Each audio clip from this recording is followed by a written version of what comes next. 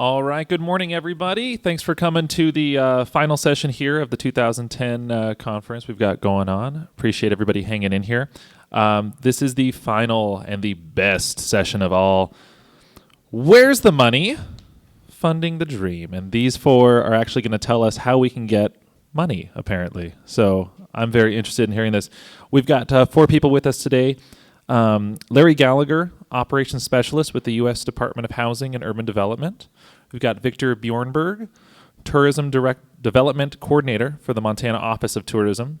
Mike Barton, the Interim Director of the Missoula County Office of Planning and Grants. And Kaia Peterson, the Senior Loan Officer with Montana Community Development Corporation. So we're just going to get this rolling. Each of them is going to do a little bit of a spiel for you, and then we'll just kind of let them lead it. But to start off, Kaia Peterson with the Montana Community Development Corporation. Okay. I guess I will stand up over here. Good morning, everyone. I'm Kaia, and I'm a Senior Loan Officer at the Montana Community Development Corporation. We're going to launch right in and just tell you what we have available. We have been in Missoula for almost 20 years now and have always had a really strong focus on downtown Missoula. Our office is downtown, and many of the clients we work with are downtown. We think it's a great asset for the Missoula community. So for those of you who aren't familiar with our organization, we're a nonprofit organization that does business financing and consulting. And we work with a whole range of businesses, from startups to longstanding businesses that are trying to grow. We do lending from $1,000 to multi-million-dollar projects. So we have a whole range of resources available. Excuse me. And in the current economy, we've certainly seen some quieting in terms of the folks who are coming through our office, but we're also seeing a lot of businesses just really trying to get their feet under them, take advantage of consulting resources, maybe get a little bit of working capital or some money to keep them floating through these times. And we're still really positive about what we see happening here in our community. So in terms of resources that are available, I don't know who all we have in the audience today, but I can tailor my responses to the question and answer session, but I'll just give you a little overview of what we do. On the consulting side, we do everything from helping folks with business plans to feasibility studies, marketing plans, and we do provide some resources to help people develop websites, get legal consulting, and get additional marketing consulting. But the bulk of our financing has to do with direct lending. We don't compete with banks. We don't compete with other development organizations. We're really a resource for folks who aren't able to get traditional financing, who maybe don't have quite enough collateral, don't have quite enough equity, haven't established their business well enough for a bank to get comfortable with it. So like I said, anywhere from $1,000 to multi-million-dollar projects. The difference between us and a bank is that we really have a strong focus on cash flow projections and on your business plan. So we still look at all the same things that a bank does: your collateral, your equity, your credit. Those things are important to us, but if those things are marginal, and we still think that you have a great business idea and a reasonable expectation that you'll be successful, then we're willing to take a chance on you. Our financing is a little more expensive than what you'll see at a bank. I think sometimes there's this perception that local development organizations and the type of funding that MCDC offers are at a reduced interest rate, which in our case is not true. So we always encourage people to work with their bank and get as much financing as they can from those sources first. But we do have strong relationships with all of the banks here in Missoula and work directly with them, both with our consulting and our lending. So I think what you find when you come to MCDC is, we hope, just a good toolkit and a good set of resources to be able to help you be successful. On the larger projects, you all have probably seen the progress with the Garlington building downtown, right there. And we use New Market's tax credit financing for that project. We've done 4 projects throughout the state to date with about $40 million in tax credits. And I know there are a couple people in the audience today who are interested in that program. I'll just give you the brief overview, which is that essentially if you have a solid project that is in a low-income area, the goal of the program is to promote commercial development in low-income areas, and it's over $4 million, and you're going to have an impact on low-income people or a low-income place, we can bring about 20% of the financing to the table in a forgivable debt mechanism. So for some projects, if it's just marginal, it looks like a good project, but they're having a hard time making it work, it can be the difference between a project happening and not happening, and that's really what the goal of that program is. So that's really what we have available. I think there are a lot of great resources to keep our downtown vibrant and to help business owners, and I certainly hope that you will use MCDC as a resource.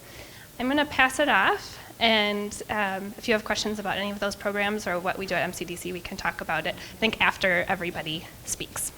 Before you end, what's your district? What area? Are you just Missoula County, or are you broad? We're actually statewide now. Historically, we've been in western Montana, and so I know we're primarily focusing on downtown today, but we have a very strong focus on rural lending as well. So we have we've worked in the 5-county area: Sanders, Mineral, Granite, Ravalli, and Missoula for many, many years, and just in the last year we expanded statewide, so our funds are available throughout Montana. Well, good morning, everyone. How many of you have tourism-related projects out there in your downtowns? Okay, good. I'm in the right place then.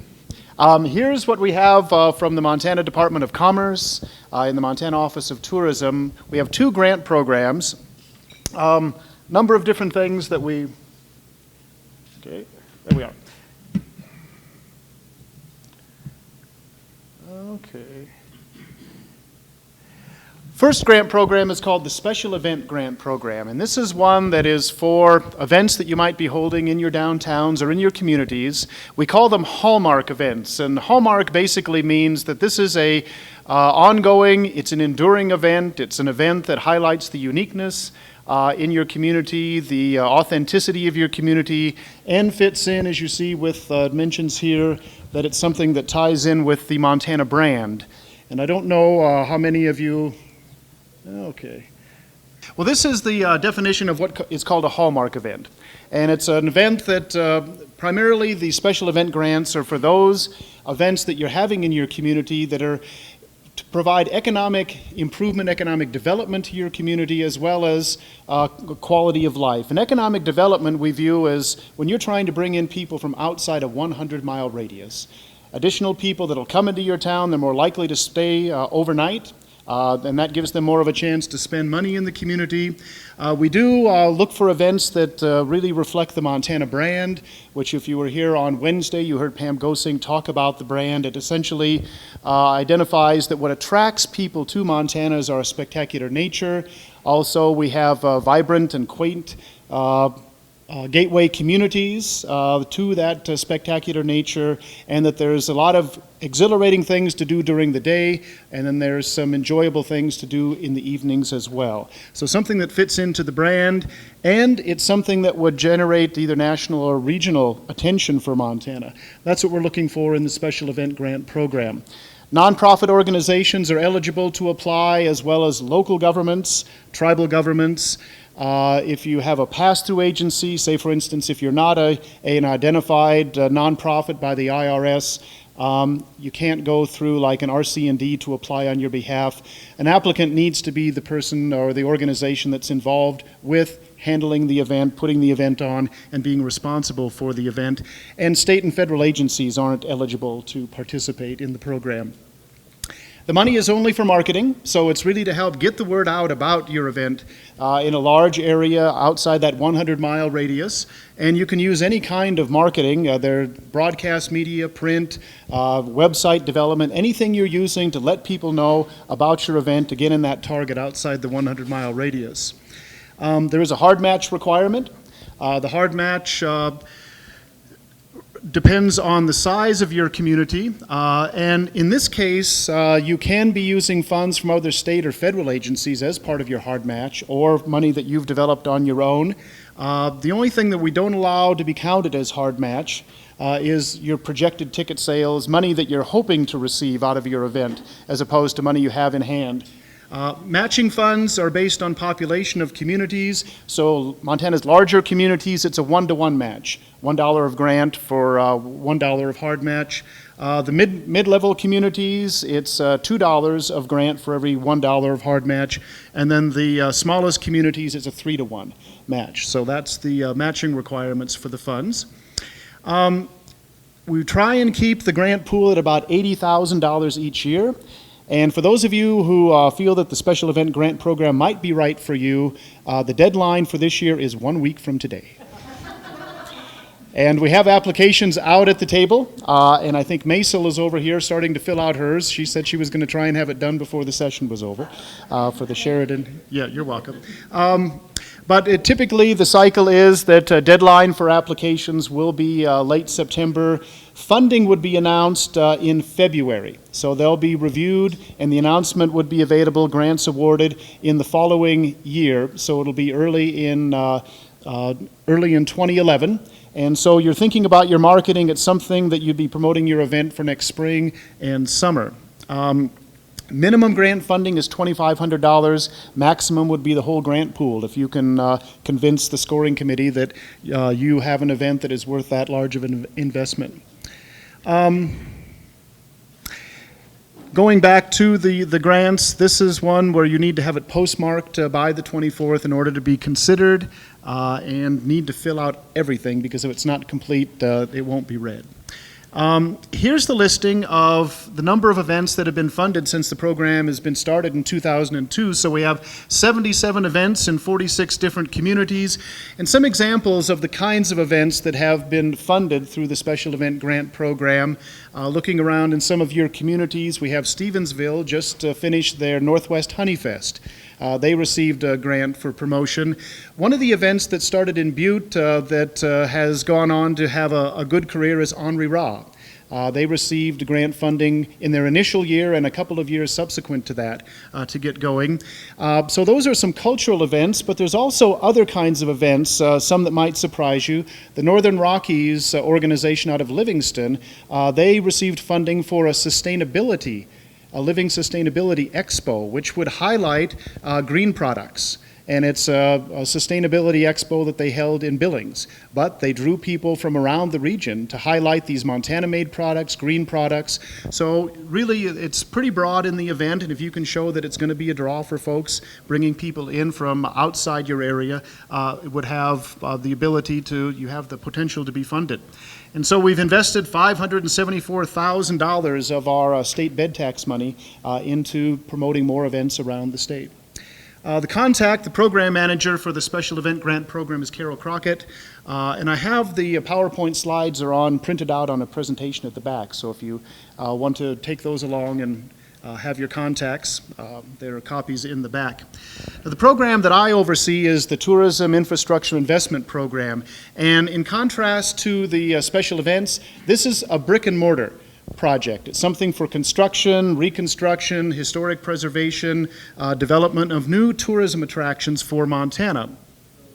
And the purpose of the TIP grants, as we call them, is to strengthen Montana as a visitor destination, to keep our current visitors here longer, provide them quality experiences and quality facilities, and preserve and enhance Montana's historical and cultural treasures. They're brick and mortar projects. Again, this is the nonprofit organizations need to be the sponsors. Also, the attraction itself or the facility we're investing in needs to be operated by a nonprofit. Our minimum grant is $20,000.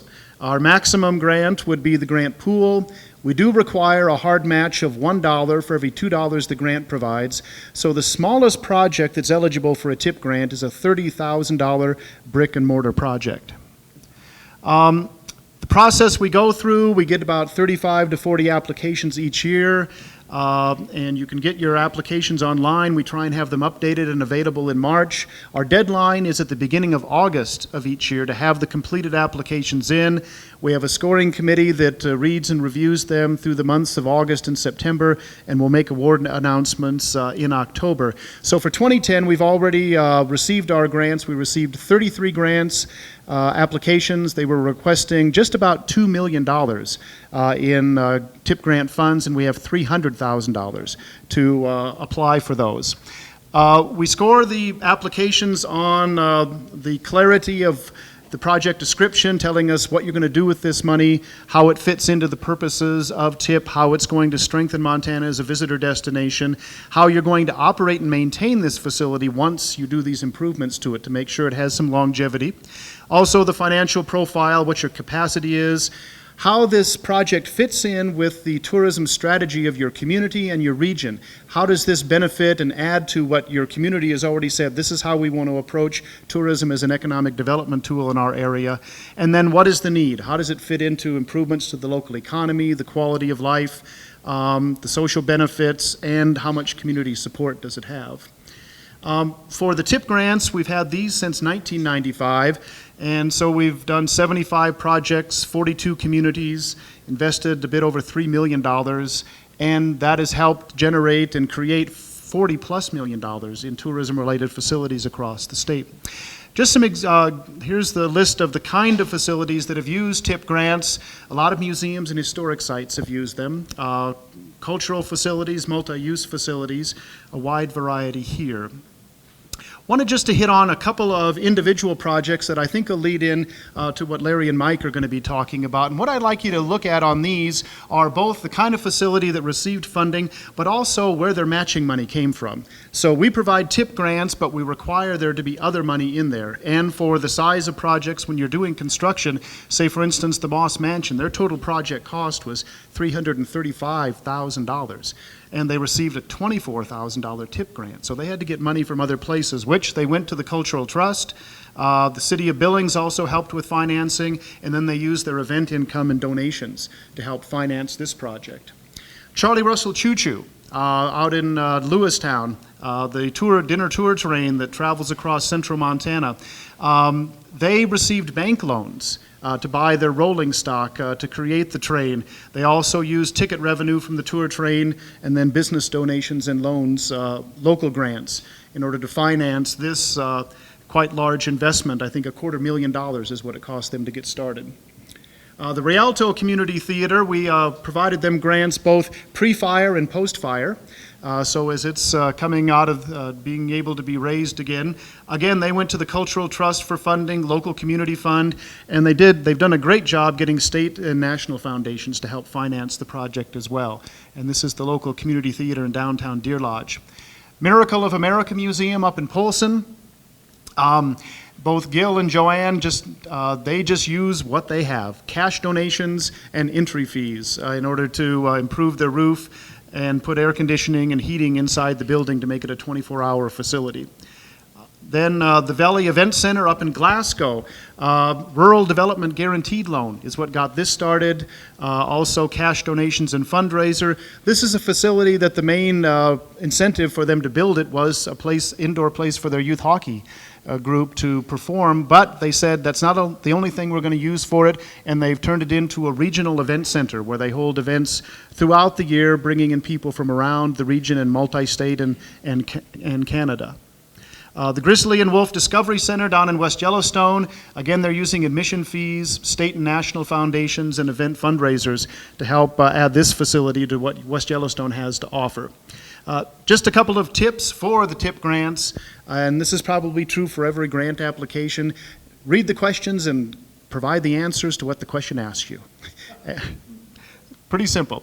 Respond to every question is asked, understand how your facility in particular fits in with what else is happening in your community and your region in terms of tourism and economic development. There's a lot of good research on the visitors to Montana on the University of Montana's Institute for Tourism and Recreation Research website that can help you provide details for your facility.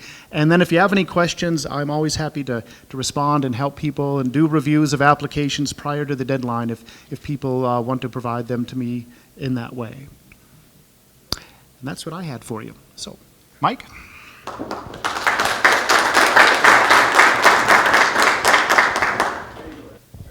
Mike and I flipped a coin and I lost.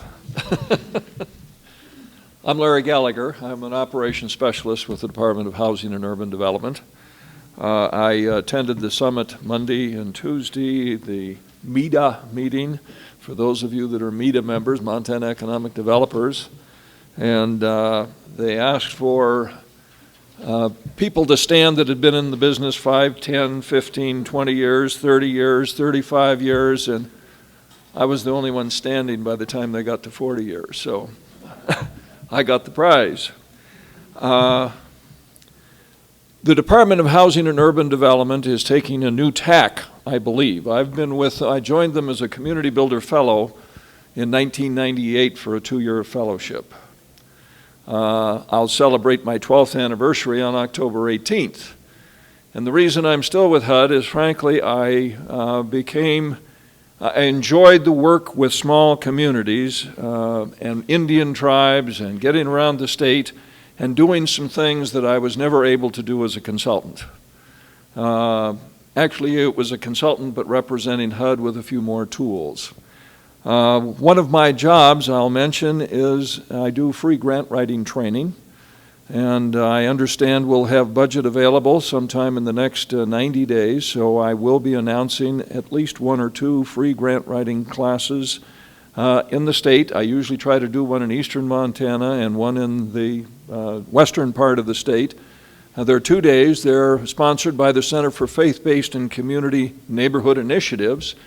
And it's to get not-for-profits in the communities involved in seeking assistance, not just from HUD, but from all grant sources. Some of the stuff I'm going to be talking about, and I didn't bring a PowerPoint along because a tremendous amount of information is available on the internet. So the addresses you need to know are HUD.gov, www.hud.gov. Scroll down to Interested in Grants. And also I urge you, if you're interested in any of the programs I'm going to be talking about, that you register immediately with grants.gov. How many of you are registered with grants.gov now? Not enough of you. Grants.gov will put you on their listserv, an email, and you can specify the kinds of grants that you are interested in. It's not just HUD, but it is EPA, Department of Energy, Department of Transportation, USDA Rural Development, and whenever a notification of funding availability comes out for a grant program, you will be notified. On the HUD website, under Interested in Grants, you will also find tremendous resources there that I'm going to recommend that if you haven't already taken advantage of, our webcasts, and how many of you have used logic models in your grant application? No hands.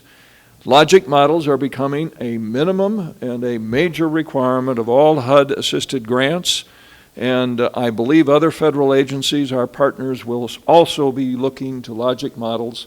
If you were in the social services business in years past, it was called ROMA, Results-Oriented Management and Accountability. So if you understand ROMA, you'll understand logic models, but I can assure you it is a guiding tool that will help you whether you're applying for HUD grants or you're going for any kind of a grant program, including Victor's or what you're going to be hearing about from Mike. It's a tool that will help you. It starts with a clear identification of need and documentation of that need. It goes to the actions that you need to implement to address those needs. It talks about the activities that will be included. It talks about the budgets. It talks about your reporting requirements. And then it talks about how you will maintain records and know whether or not you have achieved the results, the outcomes that you specified.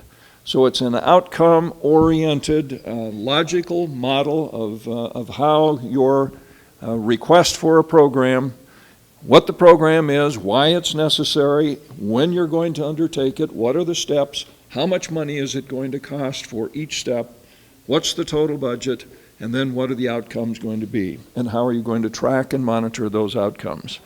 It will become one of the most important tools that you use. We do have a webcast online on how to use HUD's logic model. So you'll find that on HUD.gov, and one of the best lay sources I have found for logic model that I teach in the grant class is the University of Wisconsin Extension Service. So just go to the University of Wisconsin, Google it, Extension Service, and search for logic model, and they have a tremendous help program there to walk you through it. You've heard a lot, in at least all of the sessions that I attended, about sustainability. Sustainability has become extremely important to the Department of Housing and Urban Development. One of my roles with HUD is their energy efficiency and weatherization specialist for all of Region 8. I started that role 3 years ago, and 3 years ago HUD announced, and Congress was very aware, that HUD's energy budget was $5 billion to provide energy assistance to the providers of affordable housing throughout the nation. For those of you in Montana that wonder how our chunk of that might be, we have 18,577 assisted housing units in the state of Montana. And that includes 5,300 units of tribal housing. So housing efficiency, $5 billion 3 years ago. It was $4,124,000,000 3 years ago. It went to $5 billion last year, and I just saw the latest report. It was $6 billion in the fiscal 2010. So that's what's happening to HUD's energy bill, and Congress is saying, HUD, first of all, why did you build energy inefficient housing or allow it to be built and continue to subsidize it?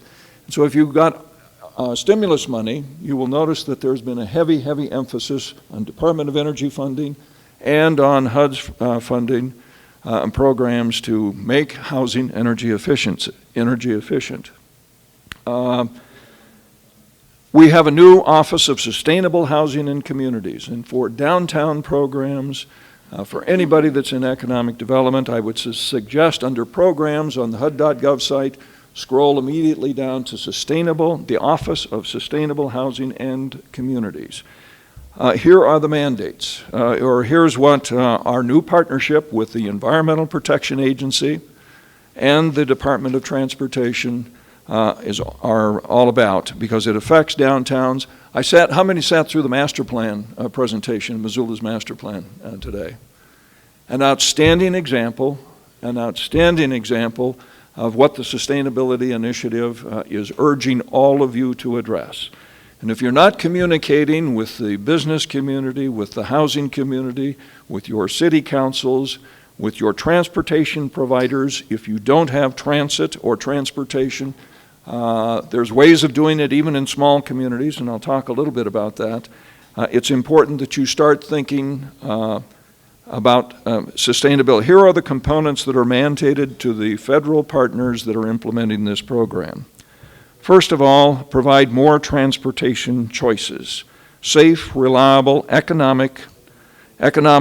The purpose is to decrease transportation costs, reduce dependence on foreign oil, improve air quality, and reduce greenhouse gas emissions, and promote public health. Promote equitable, affordable housing. Expand the location of and energy-efficient housing choices for all ages, incomes, races, ethnicities, to increase the mobility and lower the cost of housing and transportation. HUD has discovered, with the foreclosure crisis, that families and households are now approaching 55 to 60% of their household income going to meet housing expenses and transportation costs. And in some cases, transportation costs exceed the costs of mortgage, principal, and interest payments.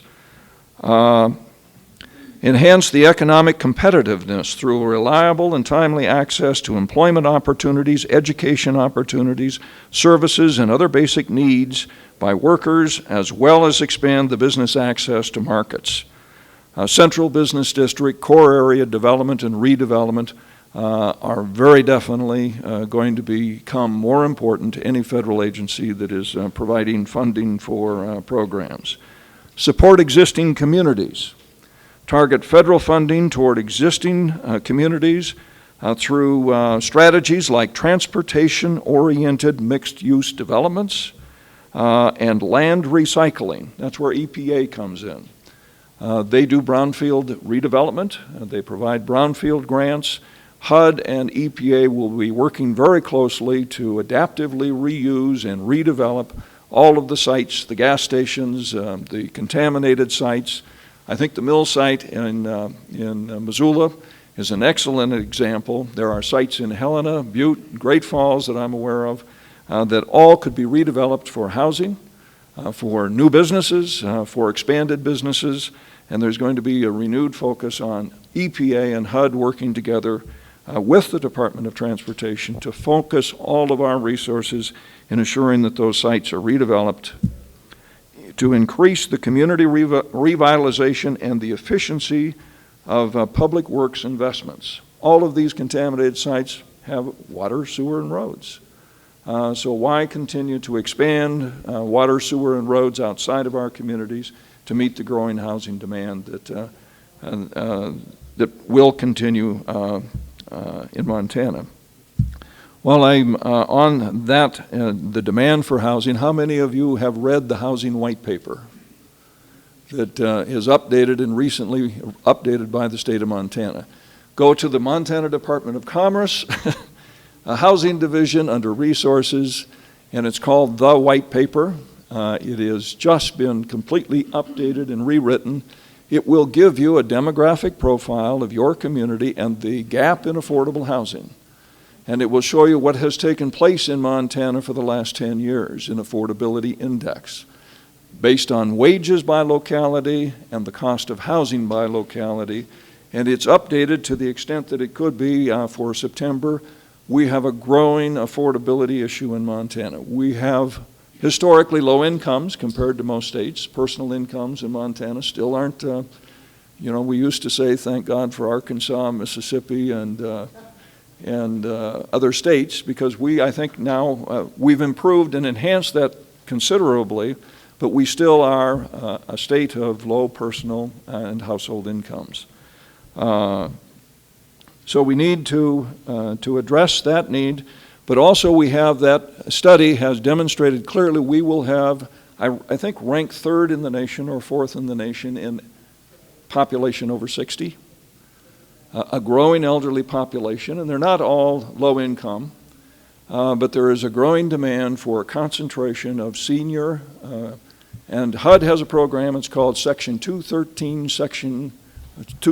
Senior Cooperative Housing, where they have 26,000 senior housing cooperative units in the state of Minnesota that are very successful. Hamilton has one that they are about to get going, or it perhaps has started.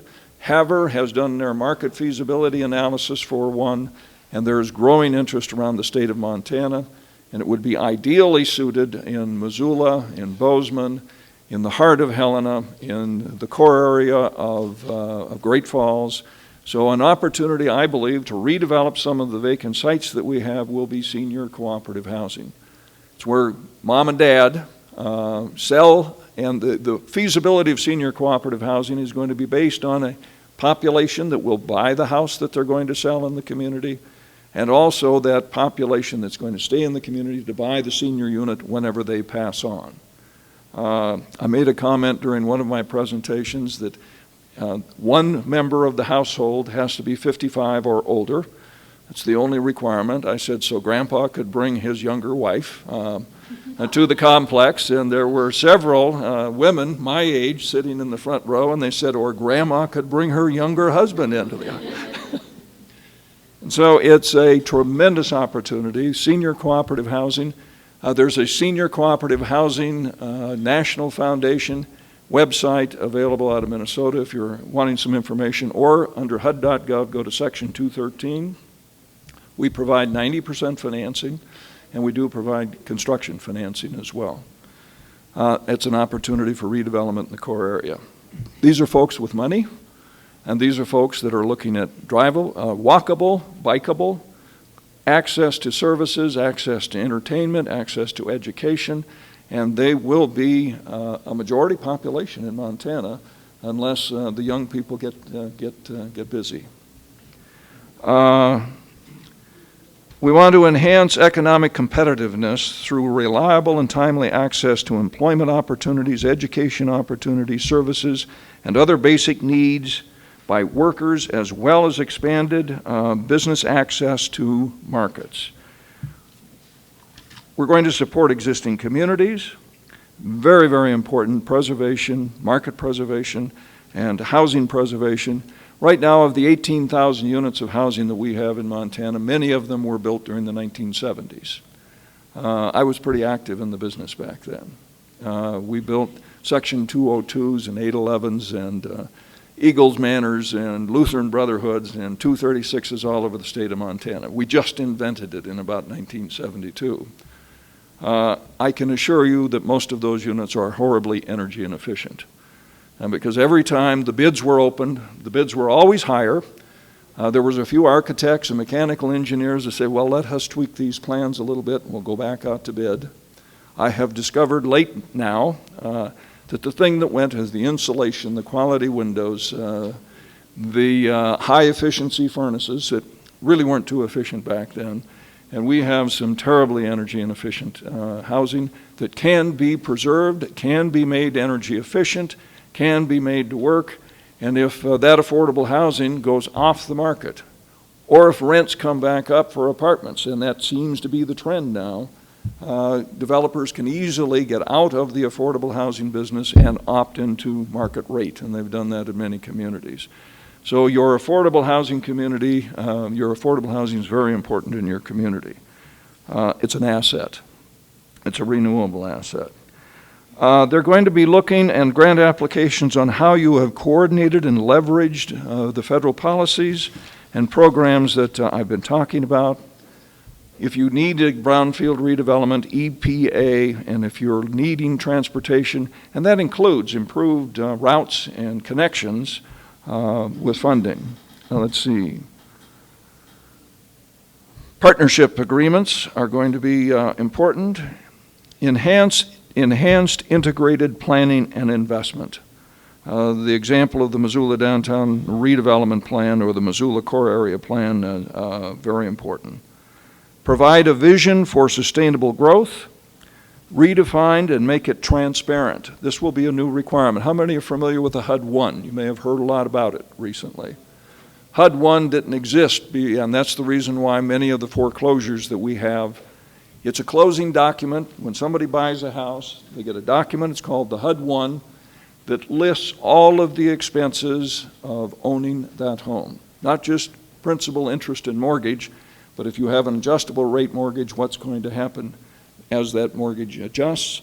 I predict, and this is certainly not HUD policy, but I predict within a year the HUD-1 will include the cost of transportation and what it is going to cost that household to get from where the house is located to their work. It will be an easy calculation based on average daily trips and assuming that they're employed. How much does it cost to get from the Bitterroot to Missoula, or from Columbia Falls to Kalispell, or from Chester to Havre, or from Billings to Laurel, or Laurel to Billings, I should say. Affordable housing went out and out and out, and I think the cost in Montana is significant. So we're going to redefine and we're going to make it transparent. The costs and other expenses are affected by location choices. HUD has also learned during the foreclosure crisis that houses that are far out and inaccessible to transportation are not attracting bids or buyers. Those that are close to transportation and on transportation routes, particularly in urban centers, are holding value, and some of them actually attracting close to market values. So they're appreciating. The far out housing is depreciating and becoming very, very difficult to sell. Utility replacement, extension of utilities, if you're going to HUD for that, those kinds of activities to match a Treasury State Endowment Program funds. I think there will be some questions as to whether or not it's extended to a community that is affordable, drivable, walkable, bikeable, or accessible to transit. Rural communities can look to Opportunities Link along the highway as an example of how transit can connect Indian reservations, small communities. They've got a program up there, if you're not aware of it, and it's on their website, that connects the Fort Belknap Reservation in the town of Harlem and all of the communities to Havre, and from Browning and Cutbank And you can get a special, if you have an appointment, medical appointment in Great Falls, you can now get there from those communities. When Missoula wore out a few of their transit buses, they gave, I believe, 3 of them to Opportunities Link. They've now been converted to biodiesel. And Opportunities Link is connecting those communities and those resources and acknowledging that they are independent. If you live on the Fort Belknap Reservation, you don't need a car now to go to MSU Northern and take a class. So that's the kind of application of programs that I think rural communities. We have a sustainable community grant and a Tiger grant. The application closed on the 23rd of August. How many submitted or are aware of the Sustainable Communities Grant or the Tiger 2 grants? Several, okay. Prepare for them next year. I think you're going to see more of those programs. HUD is working on its budget now. The budget will be submitted. We probably will have our notification of funding availability, I hope, rolling out in December, January, February. It depends on when Congress acts on the budget. But there will be multiple programs there that focus on the things that you are doing. But make sure that housing is part of your redevelopment plans, your community development plans, and that you have coordinated the needs and identified the needs of keeping what you already have affordable, accessible, and energy efficient. So I may have talked a little too long. Mike's.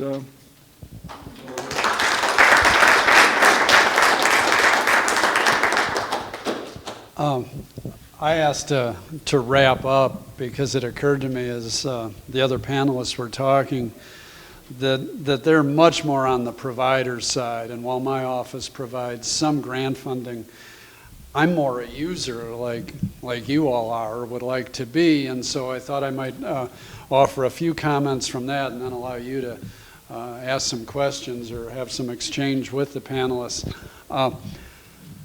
I started to work for what was then the Missoula Planning Office 30 years ago, administering about $400,000 in community development block grant funding that the city had at the time.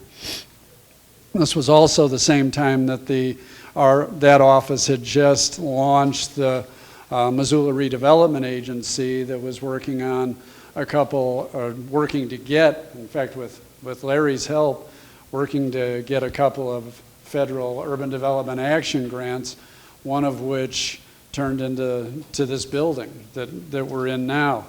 Also, our office has turned a roughly $400,000 or $500,000 grant administration into, I think last year we generated, in the Office of Planning and Grants alone, $16 million in grant funding. From a variety of different sources, including most of those that the panelists have talked about. How do you get into that situation? I mean, I'm sure that's what everybody's aspiring to have the state and federal money train come in every month, and you just unload the bales. And it occurred to me that the panel is kind of like the goofy guy in the wizard's outfit who's on the late at night thing saying, "Federal money, free federal money," and you can get all this dough. Yeah, there are opportunities, and you've heard about a lot of them, and they are fairly complex in acquiring them and administering them. But it occurred to me that you don't get there without significant local investment. That's what makes all of this go. That the grants we're talking about are terrific, but they are absolutely catalytic. They are not the blocks on which your efforts are built. That just doesn't happen. I think some of the slides that Victor showed, you'll notice that tourism is in for a relatively small piece. Communities are raising that money at home because nobody from the outside is going to invest in your community or in your downtown if you're not. You know, you're not going to get, and in a lot of instances, if somebody will, you don't want that somebody. And that includes the federal government. You know, being in the grant game for a long time, I've seen too many folks who say, oh, well, the federal government has money that will address part of what our community's issue or problem is. So let's get on that train. Well, what they discover down the track is that actually the program is about something far different from what their issue is, but now they're sold on the federal issue, and whatever Wolf Point or Broadus's issue is long gone. So that is one thing, that you in order to do any of this sort of stuff, in order for Missoula to do it back in the 80s, the city and county had invested in personnel to say, okay, we want you to start putting projects together. We want you to see what investments can be identified locally, and then how those investments can be maximized by using some of the opportunities that are available from the federal or state government. And as a for instance, from 25 or so years ago, many in this crowd probably remember the Park Hotel, the infamous Park Hotel. A few of you might have even visited the Flamingo Lounge in its day. Well, 25, 30 years ago, that was an abandoned hulk at the north end of Higgins Avenue. And it was an anchor in the sense that it was bringing the entire downtown below sea level. The feds weren't going to fix that building. We had to go out and find somebody with $900,000 at the time to fix the building. Now, we found $100,000 worth of federal money that we loaned at 0% to the investor. It made his loan doable. It was only a tenth of what he was going to put into the building, but that's what turned the corner for him and allowed the Park Hotel to become now a residential anchor at the north end of downtown. So there is some activity there. It's not an abandoned building with what used to be the history of Montana's electrical wiring in its master electrical panels. So you need that local investment. You need the local commitment if you're going to make communities and downtowns vibrant. The other thing that occurs to me that's most needful among us, the users, is strategic planning. And I am supposedly, well, I am the interim director. I must be a planner. I've only recently become an expert by virtue of the title. So now that I'm an expert, let me tell you something. A vision's important, and I admire the visionaries. We got to have them. But we need some strategists. And what that means in doing downtown and community development planning is that we have to be positioned to take advantage of opportunities. We're not going to be able to outline the kind of project that somebody like Bob Moses or Donald Trump outlined and say, well, we'll clear whole blocks and we'll bring something up from nothing. We're going to find that we might be engaged in a project like revitalizing some of the residential buildings downtown, and because we've done a little work on it, we find out that, there is a government opportunity for that. We can bring a little money to that project that can get it rolling, and once you get the project rolling, boy, isn't it curious that you see some other projects begin to roll. So back in the early 80s, you didn't see, you had a couple big projects that were in the works for a long time, but what you were seeing on the ground was that, well, there was an investment in the downtown, and because we had some opportunities on the federal level that we were able to take care of on the residential side, there were a bunch of buildings downtown being remodeled.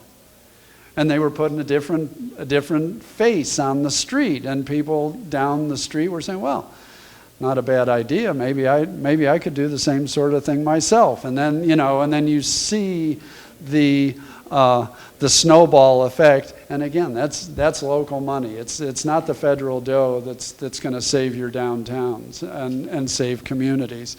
It is the local investment. With that, the folks here, especially those with money, I'm sure would be more than happy to answer questions. And so why don't we go ahead and start that? Ma'am. I have a question for Victor for the special events grants. Is making them available to reoccurring projects new? Did it used to be that it had to be a first time? Yeah, that is one change that took place, I think, 1 or 2 years ago. When the program was first initiated, we did ask that the event be less than 3 years old. And so that was the cutoff date that you would have. If it was older than 3 years, then you weren't eligible. Well, now it is just recurring events of any age that just are used as economic development tools for a community. So, yeah, that's one change. Maysel? Can you apply for more than one grant for 2 separate events? Yeah, they can be just individual applications submitted for both. Do you have another application? Sure, yes. How many would you like? Okay, great, we'll get you another one. The Montana Arts Council has very tiny grants called strategic investment grants that could be a nice partner to the special events grants program. If in your planning you're intending to involve an artist, you can ask for matching money up to $1,000 to pay for that artist, but it's the artist that has to submit the application. So we say, you write it, but have the artist sign on the bottom line and send it in. But it could marry the special events. Other questions? Yeah. Larry, do you have any suggestions for upper-story housing, vacant buildings downtown? How we should address that issue?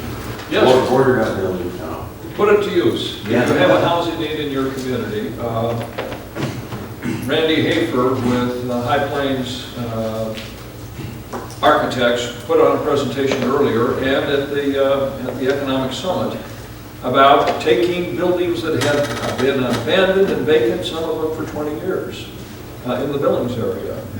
They are now LEED Platinum certified loft apartments and extremely attractive. And while HUD's interested in affordable housing, his efforts have attracted other private investors to the area to pick up vacant and abandoned buildings, and you need to attract and hold those with middle and upper incomes in your core areas as well. And so it can be done. The cost is far more reasonable than building new housing, and it's very attractive. You don't need a car if you live in one of those things, particularly if you work in the core area, and if your community is walkable or bikeable. So it can be done. Now, I'm hoping, and HUD also has rehabilitation loans.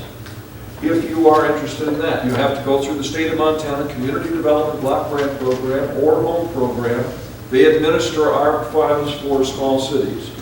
Mike gets his entitlement, Billings gets theirs, and Great Falls are all entitlement communities. But the Montana Department of Commerce handles it for everybody, every other small unit of local government in the state. They will give you online copies of successful applications. So if you're wondering how to develop an application, Gus Byram is the go-to guy for the CDBG block grant program, and the Board of Housing, Montana Department of Commerce Housing Division handles the home grants. In fact, before Missoula was an entitlement community, it was that program that we used to not only do the park and the Belmont, but we probably did another 20 units of just that type. They were older, rundown apartments upstairs of commercial establishments in the downtown. What were some of the pitfalls of doing downtown residential properties. We do government money. How about a fire? I was coming back from a run one night, and I used to run along the railroad tracks, and there was smoke coming up from downtown, and one of the buildings we had been rehabbing was in flames. And we were able, it was fortunate we were able to save it in part because we had the plans for the building in our office a block away. And we're able to grab the plans and get them over to the fire company so that they could, they had some issues with false ceilings and stuff like that, and they were able to track the fire down and get it put out before we lost the building. But it's the reinvestment. I mean, a lot of those buildings in many cases are either paid for and written off, so that nobody has any interest in investment in them, or in some cases abandoned.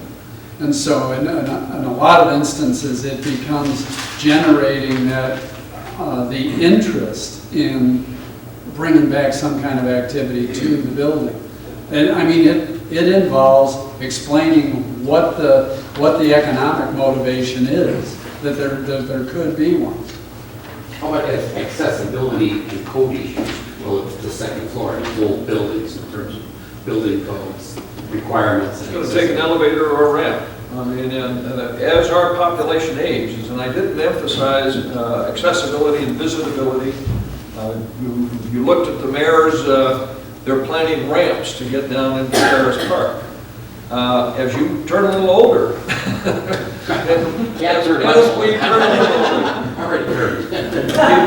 he commented before the night that he's teaching students now that are in college that were born in 1991. It's hard to believe. I have a grandson. I was trying to remember somebody's name. He's a sophomore down in Bozeman. And I was trying to remember a name, and I said, Disc Full. And he looked at me with a puzzle. And he did not know what disc full meant. So I was explaining the days of dual floppies, and the message that I constantly got when I plugged in a spreadsheet to say disc full and orderly try re-enter, because many of you are young in here, you probably. And he looked at me and he said, no, Grandpa, you just need to defrag.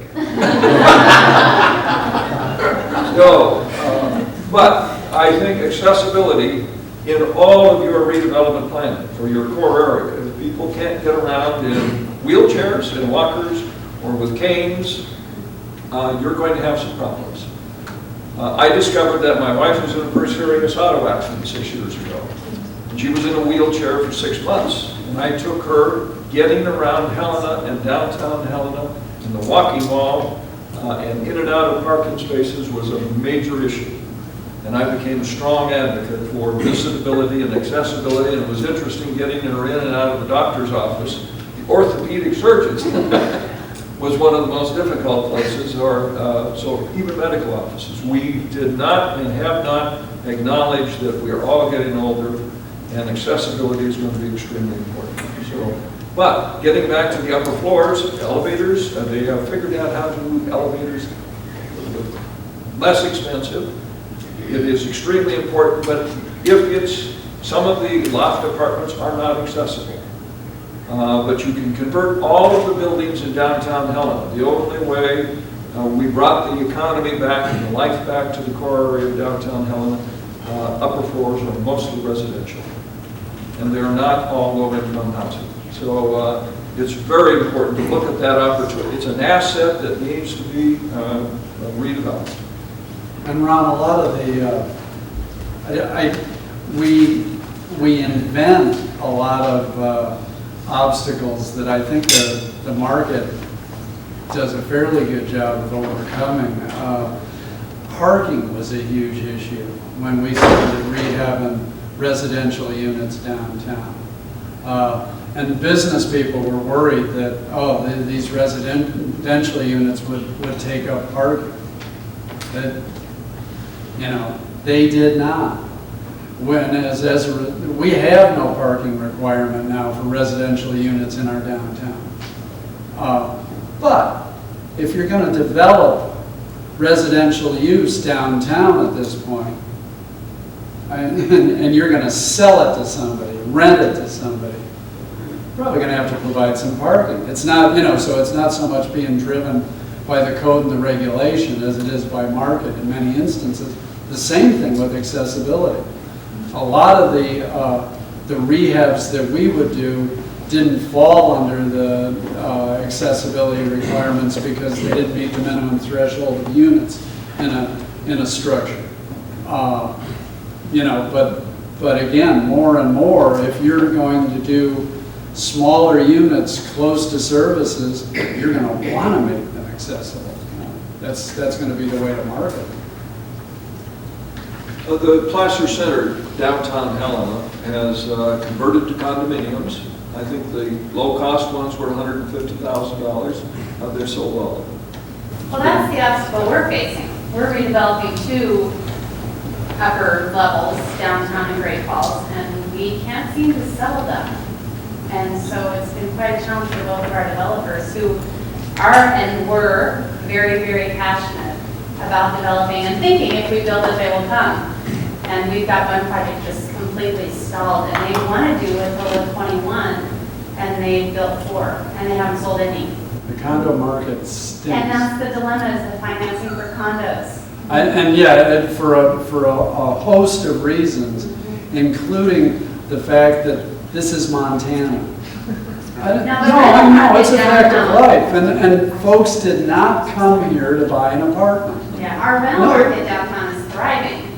But the condo market is just dead in the water. We did a survey earlier this year that indicated that a strong resistance to that type of ownership for a lot of the first-time home buyers for whom it's the only economic option anymore. But it's if it's not a detached unit, I'm just that wave hasn't come here yet, I don't think. But yeah, the financing part of it is a train wreck as well. And a lot of again, first-time buyers were terrified by what happened when the market crashed. So a lot of folks who might have been, and these are a lot of buyers that we deal with who are marginal economically, we're trying to qualify them for loans.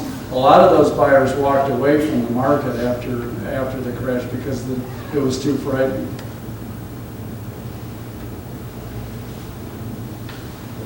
I have an unrelated question for Kaia. I'd like to know if you guys have examples of loans that you made using intellectual property as collateral instead of physical capital asset. Unfortunately not. It's pretty rare. We do have less stringent collateral requirements than what you can find in a bank, but we still look at the same types of hard assets, and it's just very difficult to secure intangible assets like that and to value them in a way that we could actually use if we got to that point and needed to get a repayment through that. Oh darn, because I just had an idea for a loan. I can finance that. So we still look to hard assets and traditional loan businesses, just in smaller amounts. We've got to wrap things up here as we're approaching 11:30. I want to thank everybody for attending this conference and joining us in session number 8.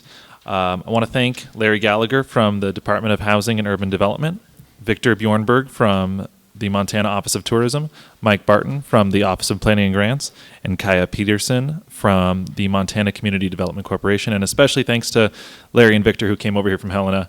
And I know it's just a pain to come over to Missoula and have to hang out here and talk shop with people. That's got to be awful.